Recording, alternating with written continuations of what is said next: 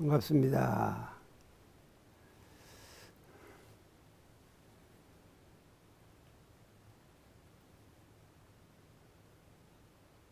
강의 들어가기에 앞서서 한 말씀 드릴까 합니다.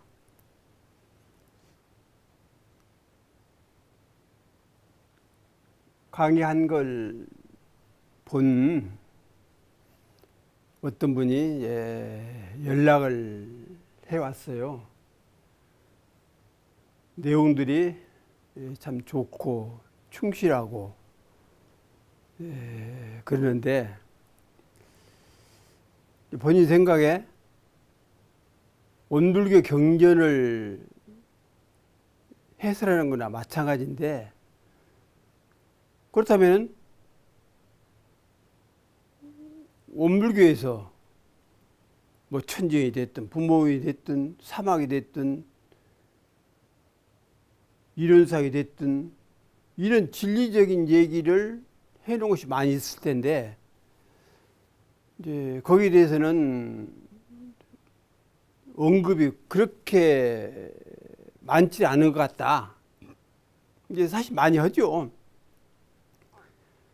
그런데 옛 전적, 뭐 선설할지, 뭐 유설할지 이런 데 대해서 인거한 얘기가 많은 것 같다. 근데 이런 얘기를 해왔어요. 그래서 잘 보셨다고. 그런데 이 교리도 강의가 제가 책을 상학원으로 낸 것이 있다. 이제 거기에 보면은 내부적으로 그런 대중경이나 뭐 법어나 등등에서 사막이 됐든 이론이 됐든 사언이 됐든 간에 그걸 추려가지고 다는 안 써도 표시는 제목 정도 표시를 해놨다. 이건 내부적인 것이기 때문에 우리가 손만 뻗으면 바로 읽을 수가 있다. 그러나 전적에 대해서는 뭐 유서든 뭐 불서든 전적에 대해서는 우리가 이제 찾아보고 또 그걸 읽어볼 기회가 없어. 그런 의미에서 참고 경전으로 보라고 상당히 많은 부분을 이렇게 밑에다 이제 달아놨다. 그래서 우리가 늘 접하지 못한 상황이기 때문에 그렇게 읽어보시도록 그렇게 해놨다. 아울러서 여기에서 인거되는 몇 가지는 아주 적은 분량에 불과하다. 또 이제 꼭 이 말씀 좀 해드리고 싶다 하는 데 대해서 그것을 몇 가지를 추려서 말씀을 드리는 것이다. 그러니 이제 그러한 것을 감안하고 또 이해하고 보아주시면 좋겠다. 이제 그런 말씀을 드렸거든요. 이어가겠습니다. 시소와 이제 요아편에 보면은 아버지는 나를 낳으시고 어머니는 나를 길렀으니 대답다 부모여 나를 낳아 기르느라 수고하셨도다. 그 깊은 은혜를 갖고자 할진대 하늘처럼 다하였다. 근데 얘 부모 생각으로 샀다. 이 얘기거든요.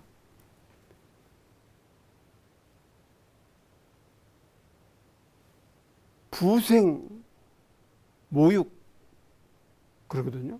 아버지는 낳고 어머니는 길렀다. 그런 과정이 얼마나 슬프냐. 기쁨도 있겠죠. 사실 기쁨이라는 것은 어떤 잠깐이라가 몰라요. 그런데 그 어린 핏덩이를 기르는 데 있어서 얼마나 괴롭겠습니까? 우리 흔히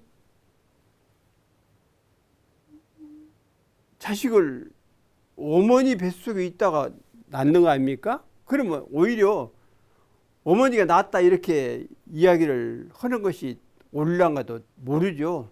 그러나 옛날부터 부생묘육이라고 이제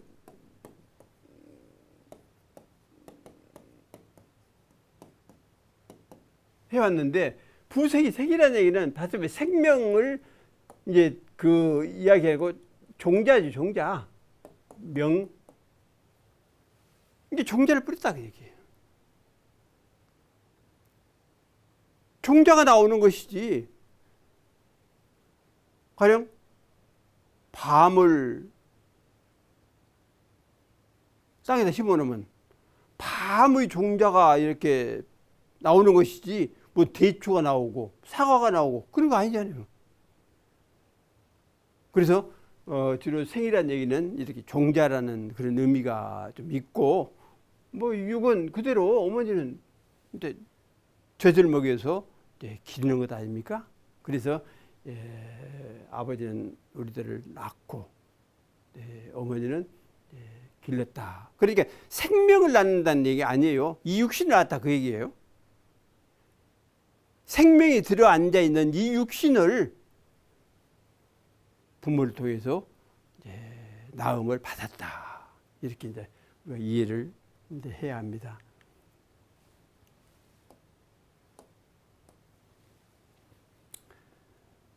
사기 구런 가생 열전에 보면은 부모라는 사람의 근본이라 부모자는 인지번하라.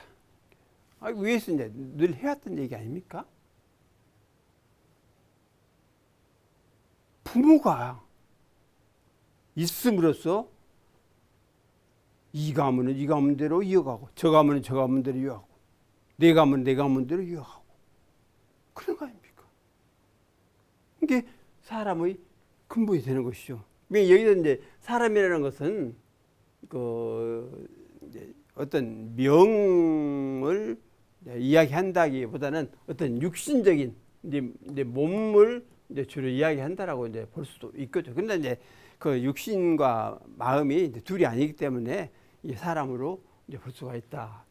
법은 줄임이라는 책에 보면은 십선을 행함에 인민을 내달벽에 생각하기를 부모가 자식을 사랑하는 것 같이 할지니라.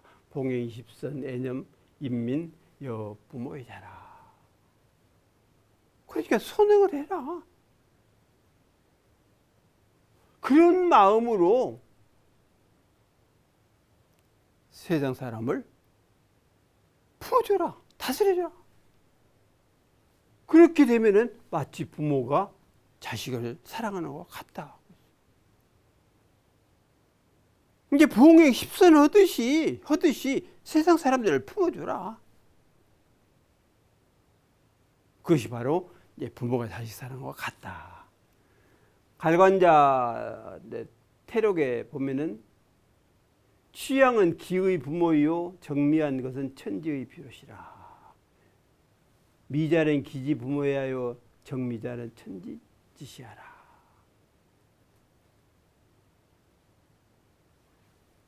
우리가 이제 그 어떤 취향, 맛 이런 것들은 기운이 있으니까 그 기운에 의해서 맛도 또 어떤 그 생산도 되고 그런 거와 마찬가지로 정미한 것, 아주 은미한 것, 보이지 않는 것, 그러나 없다고 할 수 없는 것, 이제 그게 정미 아닙니까?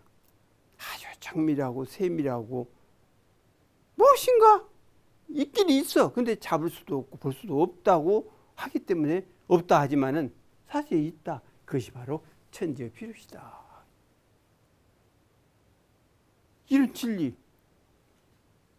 혹시 원불교 교도 아닌 분들은 동그라미 그거 별거 없구만 헐랑은 몰라도 우리의 입장에서는 얼마나 위대합니까? 내가 잡을 수도 없고 알 수도 없고 한다 할지라도 그 함축되어 있는 그 진리의 보는 본체 얼마나 높고 큰지 모른다. 이제 그것이 바로 전제 시야 비롯이다. 비롯.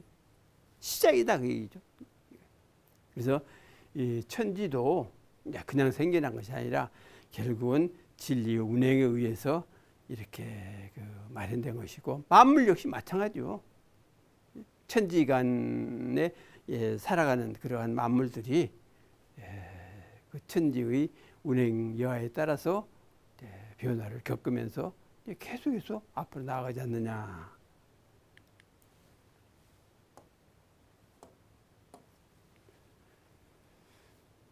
측천무, 무측천이 측천무가 이제 그렇게 이야기했습니다.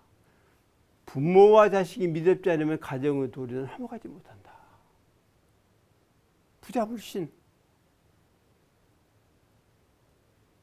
그거 참, 자식이 부모 못 믿고 부모가 자식 못 믿고 얼마나 괴롭겠습니까?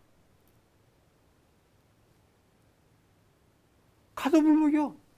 가정과 도리는 결국은 화목하지 못한 것이지. 가정은 화목했을 때 행복이 생산되는 것이지, 불목, 불화, 여기에 무슨 평화가 있고 행복이 있고 그러지 않는다. 얘기에도 보면 효도에는 세 가지가 있으니, 큰효, 큰 효는 어버이를 존중하는 것이요, 그 다음은 욕되게 하지 않는 것이며 그 아래는 능히 봉양하는 것이라. 효는 세 가지가 있다. 대효는 존친, 기차는 불욕, 기하는 능양. 이게 얼마나 좋은 얘기입니까?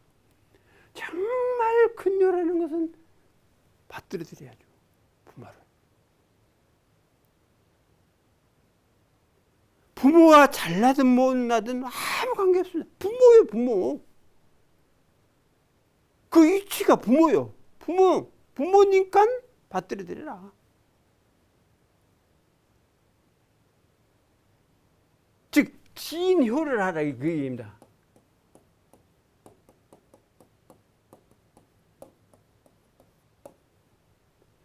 이 진짜는 그냥 열에 5만 하고 6만 하고가 아니라 열에 열을 다 하는 것을 진이라고 합니다. 완전히 다 하는 거예요. 진효. 효를 다 해라. 10가지 효를 다 해라. 10가지 될 때까지 효를 다 해라. 그래서 대효는 촌친이라, 어버이를 존경을 해야지. 모셔야지. 그 다음은 불욕. 욕되지 않게 해라. 자식으로 인해서 경찰서 왔다 갔다 오고,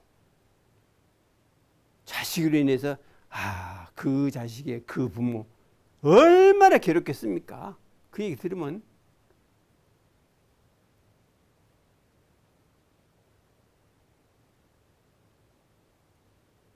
이 자식을 보니까 네 부모도 알겠어. 얼마나. 그래서 부모에게 욕이 돌아가지 않도록 해라. 그리고 그때는 봉양하는 것은 큰 효라고 볼 수가 없다. 우리가 자오지오라고 그러거든요.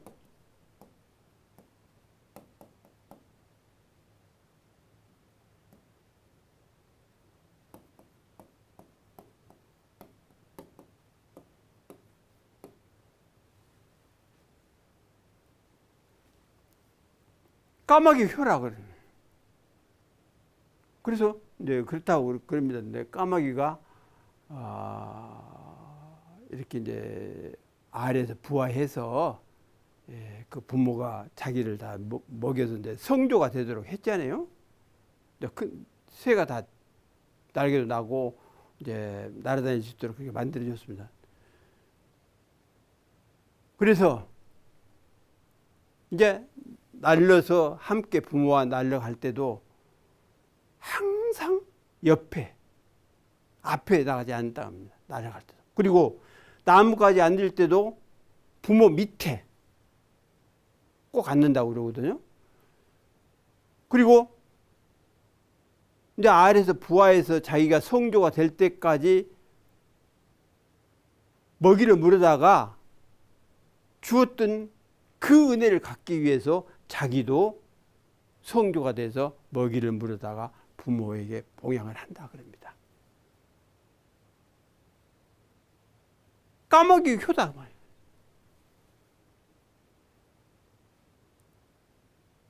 그래서 존칭이 첫째가 아니고 아바이를 봉양, 높여라. 봉양이 아니라 높여라. 공경을 해라. 그 다음에는 욕됨이 돌아가지 않도록 해라. 내가 잘해야지. 자식이 잘해야지. 자식이 어디 경찰서 왔다 갔다 하고 어디 감옥에 들어가고 무슨 뭐 불량배 같은 짓거리를 하고 또 뭐 사고 치고 이렇게 된다 하면은 오히려 부모 입장에서 무자식 상팔자라 하는 마음도 있을 수도 있어요. 그리고 뭐 봉양하는 것은 그건 두말할 것도 없죠. 그래서 이렇게 세 가지 효과가 있다. 공자가에도 나무는 고요하고자 하나 바람이 그치지 않고 자식의 부모에게 효도하고자 하나 부모는 기다려주지 않는다. 뭐 다 아는 얘기 아닙니까?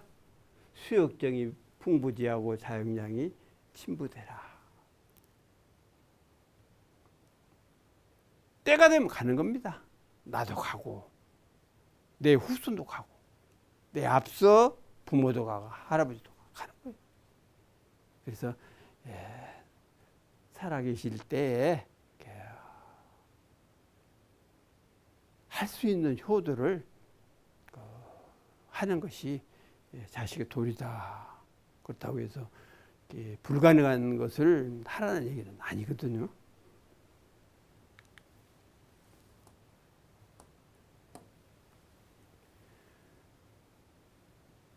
역경 주역에도 보면은 가정의 도덕이 바로 서야 천하가 안정되느니라. 가도정하면 천하집니다. 그래서 가정을 높이는 것이 사회고 국가 아닙니까 그게? 그래서 그런 말도 있죠. 국가의 어떤 치란 치는 다스려지는 나는 어지러운 거. 이것이 정치를 하는 어떤 임금이나 고관 대작에만 있는 것이 아니라 필부에 있다 그랬어요.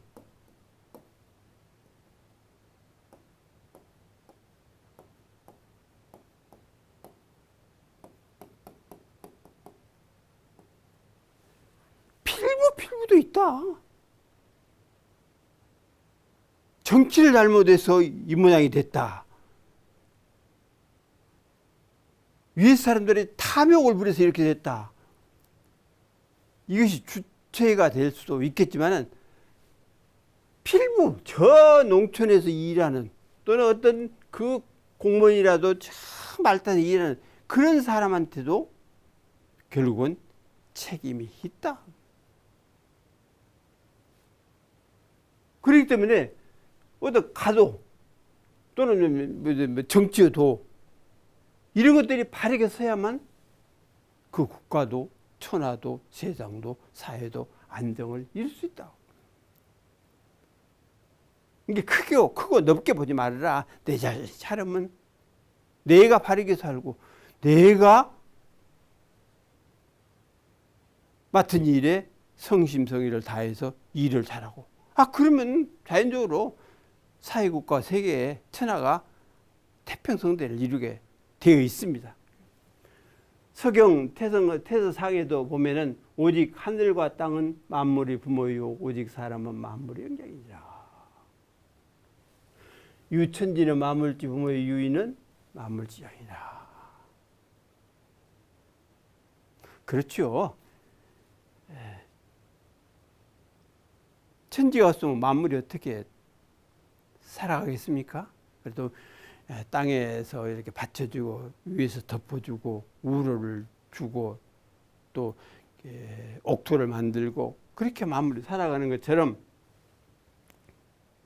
그 중에서도 마물가에도 사람은 결국은 신령한 영성을 가지고 있어서 늘 신령한 그 마음으로 맑고 밝게 일을 하고 또 세상을 바라보고 정치를 하고 뭐 회사 사원 노릇하고 뭐 기업가도 되고 이렇게 한다 하면은 세상 살만하죠. 그게 저는 그런 생각이 들더라고요. 좀 세상 인구가 뭐 70억, 80억 그런다고 그러는데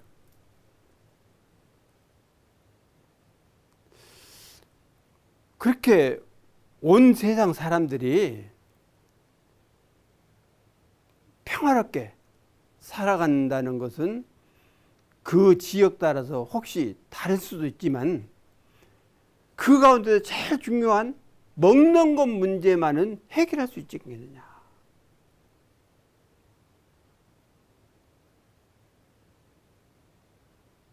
먹고 사는 문제만은 모든 세상 모든 사람들이 잘 협력하고 협조하고 또 부유한 나라에서 원조를 하고 보조하고 그렇게 해서 먹고 사는 문제만이라도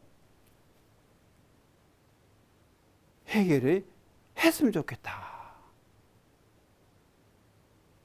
뭐 정치적인 이념이랄지 이런 것은 둘째 치고 우선 이 생명을 다시 말하면 이 육신을 보호할 수 있는 먹는 문제만이라도 세상 모두가 함께 이렇게 누렸으면 좋겠다 하는 그런 생각이 이제 한때가 자주 있는데 그것만이라도 하면 좋겠죠. 예.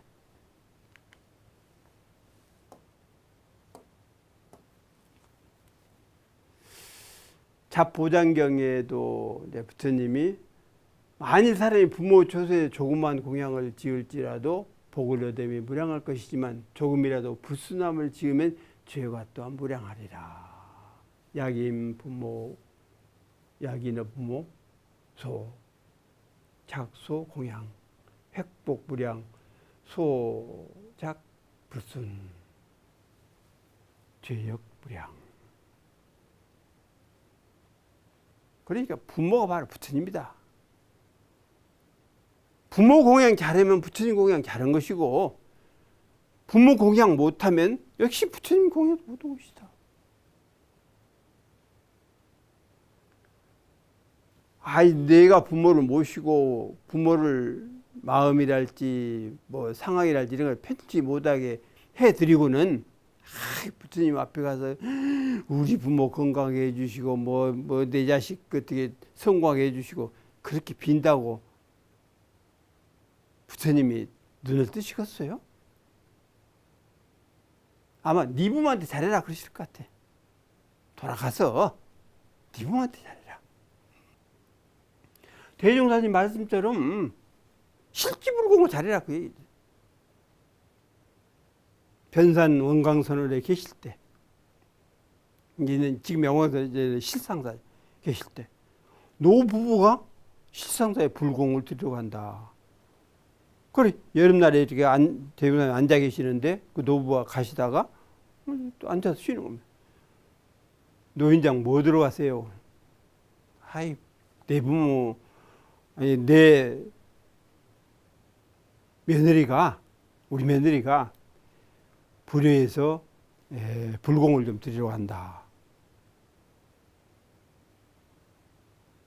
예수사님께서 집에 있는 며느리한테 불공을 해라. 불공 드린 그걸 팔아서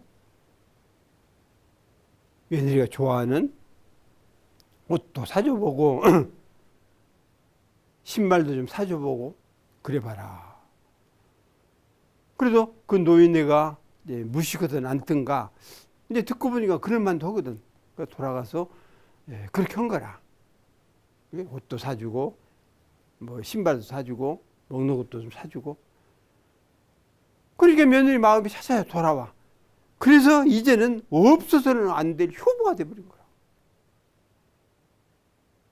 그래서 몇 달이 지난 뒤에 대종사님 뵙고 그런 말씀 드리니까 그게 실지불공이다. 당처불공이다.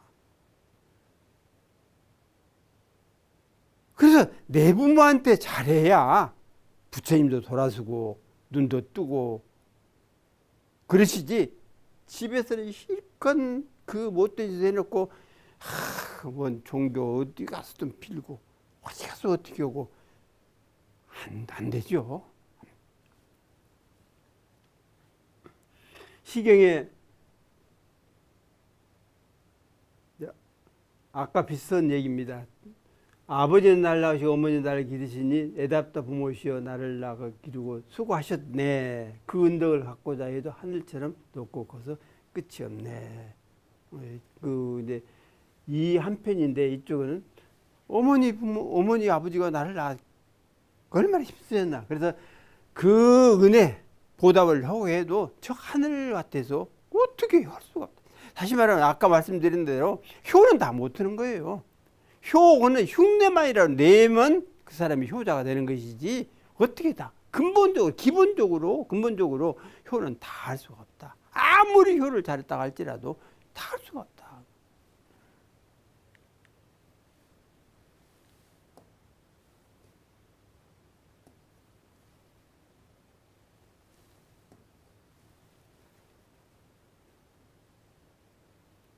공자께서 아버지가 부르시면 예하고 대답하고 망설임 없이 달려갈 것이요 입안의 음식이 되었으면 즉시 뱉어지니라.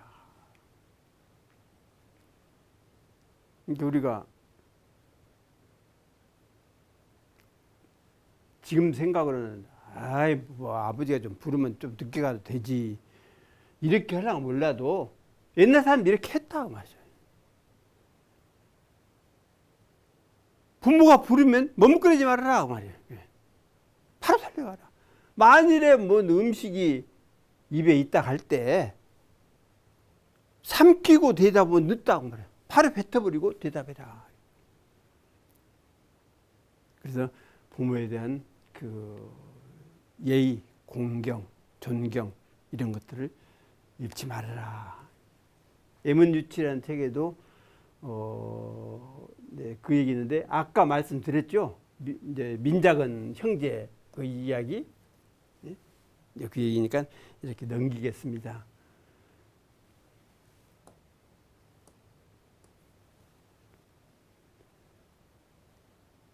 이건 해설이 안 됐네요.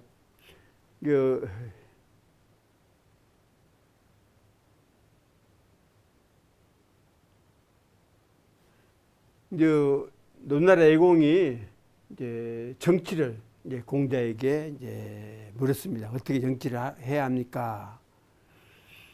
이게 정유 삼인 부차수. 이게 정치를 하는 데서는 백성들이 좀 부유하고 또 이제 즐겁고 기쁘게 병 없이 오래오래 살고 이렇게 해야 한다 했는데 애공이 말하기를 이런 뜻이 무엇입니까? 이렇게 물은 거예요. 이게 공자 박부렴적 민부. 이게 세금을 좀 엽게 걷어라. 세금을 많이 걷지 말아라. 세금을 걷어야 국가도 운영하고 어떤 민생, 뭐 복지 이런 것들을 쓸 수가 있지 않습니까? 그러니까 너무 폭세를 하지 말아라 그 말이죠. 다 걷어가지 말아라. 먹고 살 수 있는 것은 놔두고 걷어가라 그 말이에요. 옛날에 그랬습니까? 폭정을 하는 사람들은 싹 걷어가 버리잖아요. 우리도 일제강점기 그렇게 당했지 않습니까? 그 밥그릇 노수저 싹 걷어갔잖아요. 그리고 농사 짓는 거 싹 걷어가 버리고. 그렇게 하지 말아라. 그러면 백성들이 자연적으로 이제 부유하게 살 수가 있어. 먹고 살 수가 있다. 그 얘기는. 무사직 원죄. 어떤 사건을 만들지 말아라. 국가적으로 또 개인도 그러면 사건을 만들지 말아라. 그러면 죄가 멀어진다. 오히려 어떤 사건을 만들어 가지고 거기에 올가미를 씌워서 단죄로는 그런 현상이 우리도 많이 당했다고. 특히 독재 치하에서는 이런 현상이 많이 일어납니다.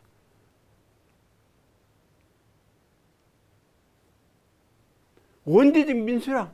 그래서 죄가 없어지면 죄를 짓지 않으면 자연적으로 살 만큼 사는 것이지. 수라는 자체가 무슨 100살자고 1000살 산다는 그런 의미도 있지만은 이게 자기가 살 만큼 편안하게 즐겁게 기쁘게 살다가 죽게 된다고. 공화 약지 즉 과인 비대. 이렇게 한다면 과인은 저는 참 이런 일을 못하고 사니 가난한 그런 사람 아닙니까? 참 이런 일을 할 줄을 모르니 저는 아주 가난한 그런 사람 같습니다. 그럴 때 공자께서 시운 계제 군자 민지 부모 미견 기자보의 부모 빈자라.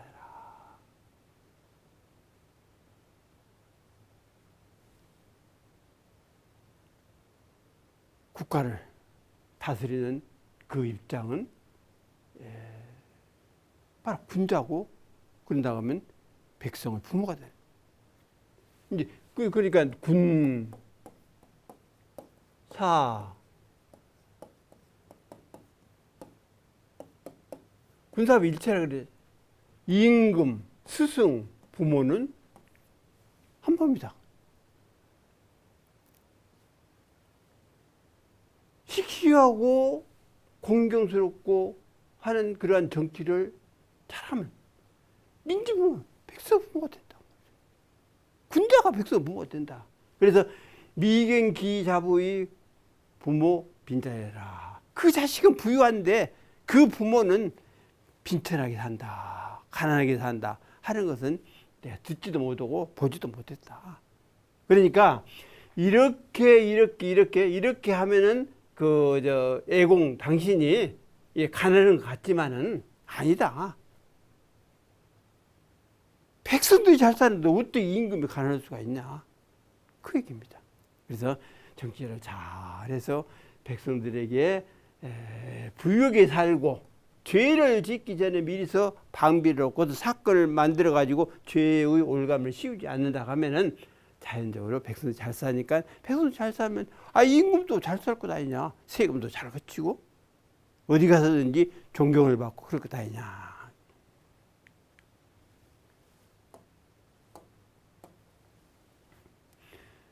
맹자 만장에도 효자가 지극하면 부모를 높이는 것보다 큰 것이 없고, 효자지지 막대오 존치. 존치다 말이야. 공경해라 부모를. 존친지지 막대오 이 천하양. 부모를 높이는 것은 지극하면 천하를 복양하는 것이다. 다시 말하면 자식이 돼가지고 이렇게 높은 벼슬을 하고, 또 예를 들어 무슨 임금의 지위에 오르고 그렇게 하면 천하로서 봉양하는 거죠. 더 큰 것이 없다. 천자의 아버지가 되었으니 높기가 지극한 것이고 천하가 봉양하였으니 봉양이 지극한 것이다. 시경의 길이 효도가 오직 법칙이 된다고 하였으니 이것을 말한다. 이것은 누구를 얘기하냐면 순임금을 이야기하는 겁니다.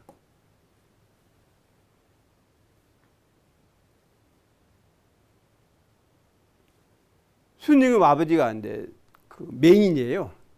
그래서 지극한 효도를 당한 거라. 그래서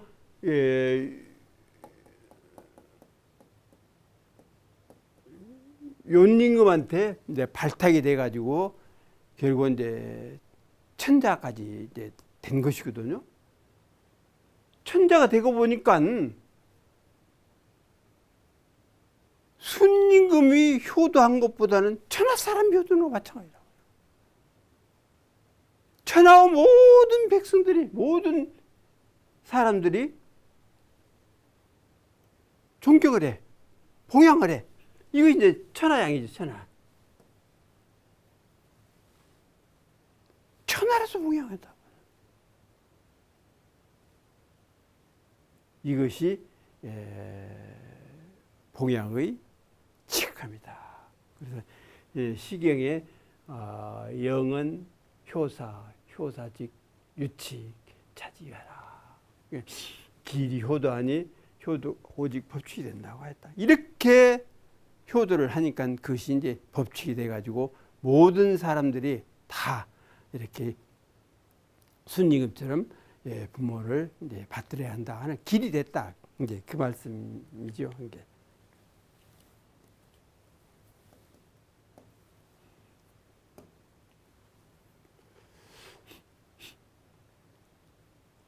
이야기인데 노규봉친이라 사슴젖으로 부모를 봉양하다. 담자라는 사람. 이제 준나라 담자는 이제 천성적으로 효자였다. 부모님 연로하여 두 눈이 안질에 걸렸는데 사슴젖을 먹고 싶어 했다.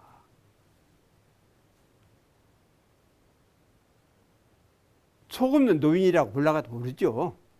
어떻게 뛰는 사슴의 젖을 먹고 싶습니까?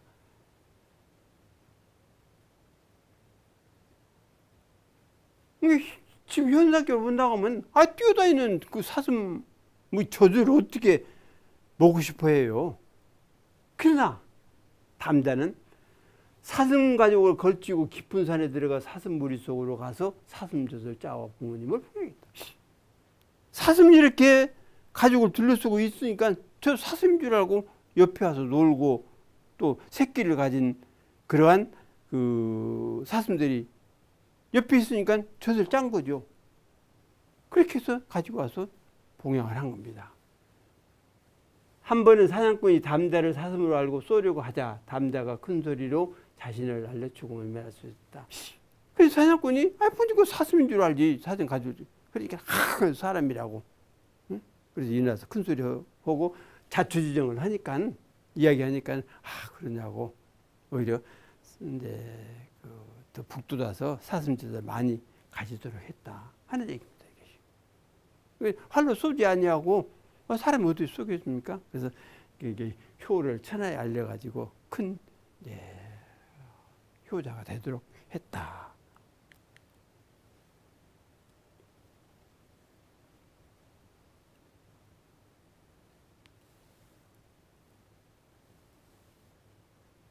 습습공친 뽕나무 열매를 주워 모아 공양하다. 주들 습자 그러잖아요. 뽕나무 열매를 이렇게 모아가지고 공양을 했다 하는 얘기인데 최순이라는 사람인데 한나라 사람인데 그 어려서 아버지를 여의고 이제 홀어머니 모시고 이제 살았습니다. 이게 왕망이 한나라를 찬탈한 후 이제 한나라가 잘 되어가다가 왕망이 역성혁명을 일으킨 거죠. 흉년까지 들어서 먹을 것이 부족하자 채수는 뽕나무를 열매를 주어 서로 다른 그릇에 담아두었다가 발랑 담아뒀다. 이제 잘 익은 것, 잘 안 익은 것 이렇게 이제 담아뒀다고 말이죠. 반란군인 정미군이 이를 보고 검은 열매와 붉은 열매를 왜 따로 담느냐고 물었다. 이제 반란군이 정미군이죠. 그러니까 최순이 잘 익은 것은 부모님께, 어머니께 갖다 드리고 덜 익은 것은 먹을 것이 없으니까 제가 먹으려고 그럽니다. 그러니까 이제 감동을 한 거 아닙니까? 정미군, 반란군들, 정미군들이 감동을 한 거예요. 그래서 정미군이 그 효심에 감동해서 백미 2마리와 소발 하나를 줬다. 그러니까 이제 지효는, 직간효는 사람에 다 통하는 거죠. 기운이 다 통해 있는 거다.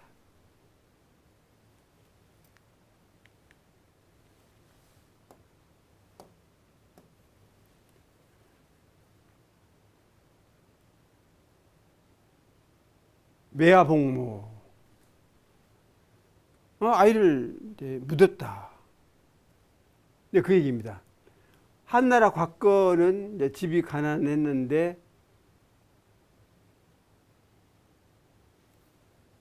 어머니 이제 밥상을 차려 드리면 손자가 있어. 손자가 어머니 밥상 옆에 앉아가지고 밥을 먹는데 할머니가 돼가지고 맛있는 것 당신 입으로 들어가겠습니까? 다 손자 주다시 펴지.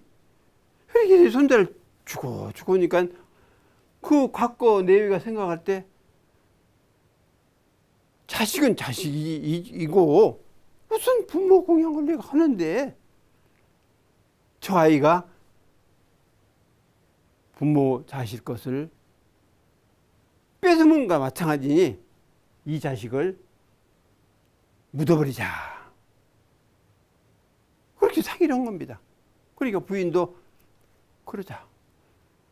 부모는 한 번 가시면 다시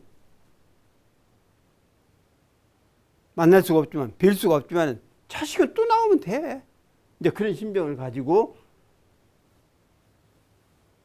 반대를 못했단 말이에요. 이게 각각 석자 깊이로 구덩이를 팠는데 그 안에서 황금 단지가 나왔다. 뚜껑에는 다음과 같이 적혀 있었다. 하늘이 효자 각거에게 준다. 관리도 가져갈 수 없고 백성들도 빼앗을 수 없다. 이거 그거예요.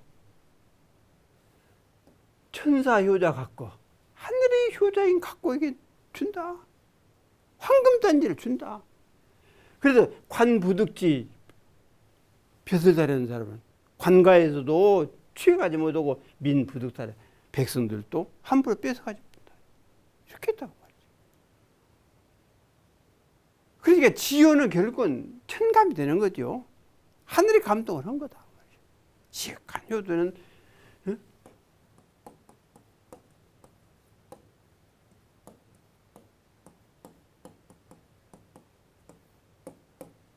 지효천감이라고. 진리가 감동을 한 거예요. 그렇게 해서 결국은 보상을 이렇게 해준 것 아닙니까?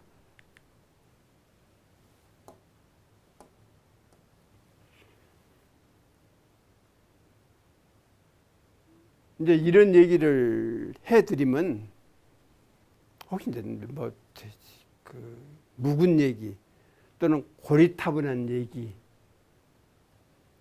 뭐 호랑이 담배 먹던 시절의 얘기 등등이 된다라고 생각하실지 모르지만 그 정신만은 변할 수 있겠습니까? 또 천륜은 어떻게 변할 수 있겠습니까? 이제 그걸 이야기하는 겁니다. 그래서 그 정신, 그 천륜 이런 것은 이어져야 한다 한 의미로 말씀을 드립니다. 강목사진이라 나무를 새겨가지고 부모 얼굴을 새겨가지고 봉양을 했다. 한나라 정나는 어려서 부모를 위해서 부모 봉양할 기회가 없었다. 이게 철이 들기 전에 이제 부모가 가셔버리니까 부모를 어떻게 만날 길이 없죠. 그러니까 나무에다가 부모님을 새겨서 마치 살아있는 것처럼 모시고 몇 끼 밥을 이렇게 해주는 거예요. 그러다 보니까 시간이 오래 가다 보니까는 그 아내가 하기 싫은 생각도 있겠죠. 어떻게 사람인데 늘 그렇게 삼시세끼를 다 바치고 하겠습니까? 그러니까 공경하지 않고 몰래 목상의 손을 바늘로 찔렀는데 목상에서 피가 났다. 나무 형상을 즉 나무로 만든 부모를 이제 미우니까 믿기보다도 그 목상에는 없었더라면 이렇게 났는데 괜히 목상이 있어 그랬대. 근데 미운 생각이 들어서 이제 이렇게 바늘을 좀 찔르는 것 같죠. 그러니까 그 목상에 피가 나왔단 말이에요. 피가 흘러. 그러자 목상이 정날을 보고 눈물을 흘렸다. 피가 나왔는데, 목상을 보니까는, 즉, 아들을 보고는 눈물이 쭉. 그래서 그 이유를 모르니까 이렇게 했다. 그래서, 그 뒤로, 이렇게 아내를 쫓아내버렸다. 그런 얘기입니다.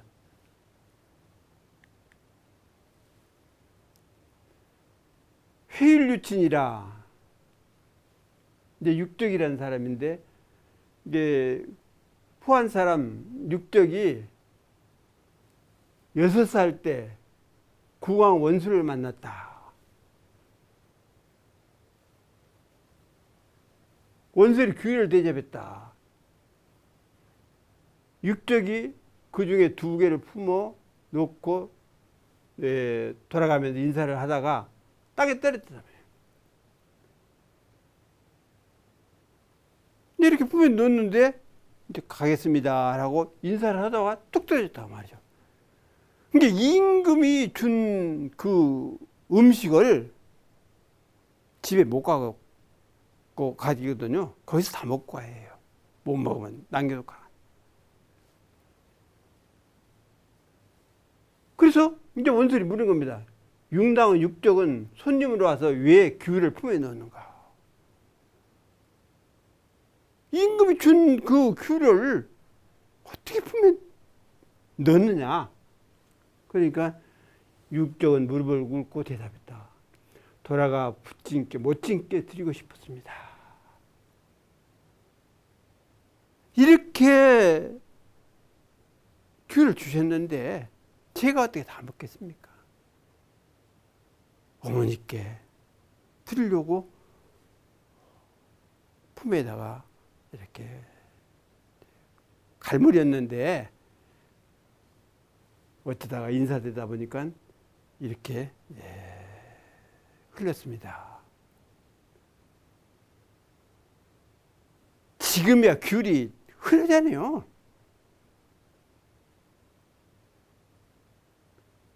뭐 상점만 가면 얼마든지 사 먹을 수가 있잖아요. 그러나 옛날에는 뒤였던가 봐요. 그런 게. 그러니까 이런 상황을 알고 원수리 기특에게서 귤을 더 많이 주어서 이렇게 보냈다 하는 이야기입니다. 그래서 누차 말씀을 드립니다만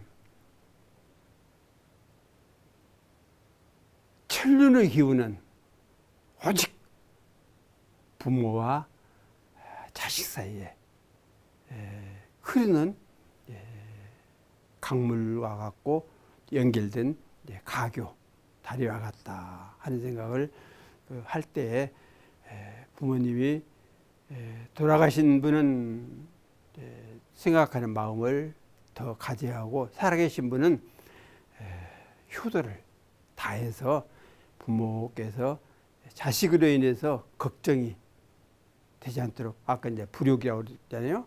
욕됨에 미쳐가지 않도록 그렇게 효도하는 우리들이 했으면 좋겠다 하는 말씀을 드리면서 강의 마치겠습니다.